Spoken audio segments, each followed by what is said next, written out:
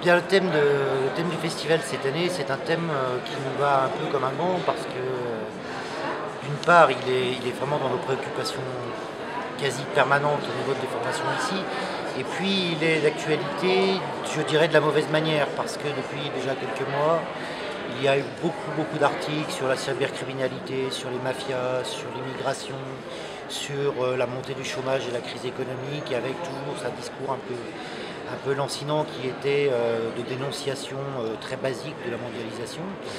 Et il nous a semblé effectivement que c'était très pertinent de l'aborder ici sous un angle un peu plus juste, moins paniqué, moins apeuré, parce que la peur n'est toujours mauvaise conseillère, quoi qu'il en soit. Ce qui n'empêche pas de reconnaître effectivement les problèmes en question, simplement les comprendre et pas uniquement les redouter et les fantasmer. Alors on a fait appel, comme tous les ans, à des gens qui sont de tous les horizons, politiques et intellectuels. On a des journalistes, des philosophes, des historiens, des géopoliticiens, des militaires, des chefs d'entreprise, des gens qui ont simplement vécu des expériences aussi de mondialisation ici et ailleurs. Et je crois que c'est un bon succès parce que tout est plein. Je crois qu'on a réussi à devenir vraiment le moment de débat sur les grandes questions de fond, géopolitique au sens large, mais également finalement sociétale, nationale, française, et au-delà, puisqu'on touche beaucoup la francophonie. Et ça, bien sûr, on va être très content. Et comment expliquez-vous l'engouement aussi des étudiants? Il y en a qui viennent de Lyon, de partout, mais surtout leur présence, parce qu'ils sont très présents dans les salles sont pleines, il y a un intérêt intellectuel. Alors il y a un intérêt intellectuel qui tient d'une part que ce sont des étudiants et qu'ils sont forcément dans une démarche de construction intellectuelle et que ça peut les intéresser. Ils sont parfois aussi dans une démarche, il faut bien le dire, la géopolitique c'est un petit peu sympa par rapport à d'autres disciplines, les mathématiques, la gestion, qui peuvent parfois nécessiter de prendre un peu de recul. Et puis je crois aussi tout simplement que c'est des gens qui sont dans une phase de leur vie où ils se posent beaucoup de questions sur eux, sur leur avenir, sur les circonstances dans lesquelles cet avenir va se construire, et on est porteur, peut-être pas de réponses, mais des bonnes questions et des pistes de réflexion qui leur sont nécessaires pour construire cet avenir. Une autre question à aborder? Quel est le festival à l'international ou peut-être même uniquement au national,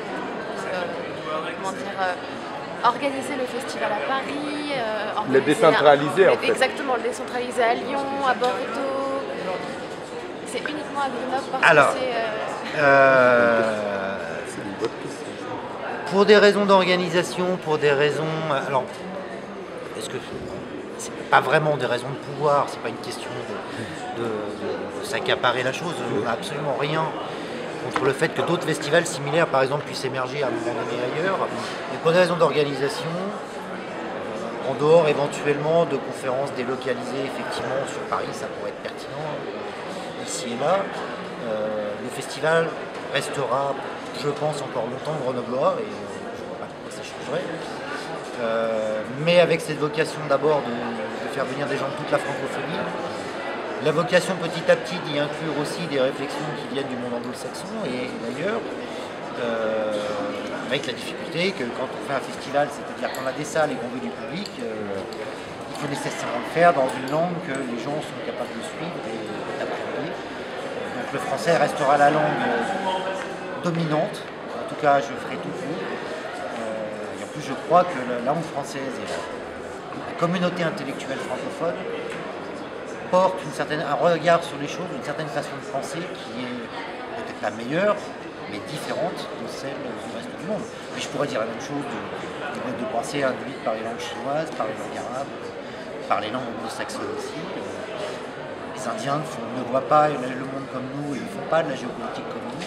Ça tient essentiellement effectivement à des questions linguistiques. Donc c'est important qu'à un moment donné, dans une mondialisation qui implique de parler anglais, et souvent mal, parce que la plupart des locuteurs ne sont pas des locuteurs dont l'anglais est la langue de naissance, c'est important d'avoir aussi cette diversité de langage parce que c'est la condition de diversité de pensée.